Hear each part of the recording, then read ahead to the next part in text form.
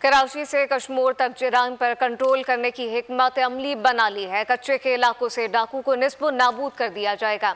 IG Sindh Ghulam Nabi Memon का ऐलान कहा कि पुलिस और रेंजर्स कच्चे में अमन अमान कायम करने के लिए सरगर्म है।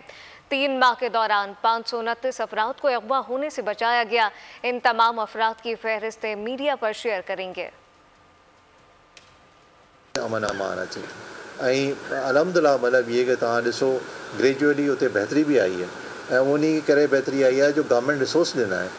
असां इंशाल्लाह पूरी कोशिशि कंदासीं त जेके नोगो एरियाज़ कच्छ जे एरिया आहिनि उन खे ख़तमु करियूं ऐं इहे माण्हू जेके उते लिकल आहिनि उन खे एक्सपोज़ करियूं। तव्हां वटि जेकॾहिं पोइ बाक़ी कोर्स बचियो त उहो लीगल कोर्स आहे कि भई इहे माण्हू पकड़जनि ऐं इन जे ख़िलाफ़ु जेका असां कार्रवाई थिए।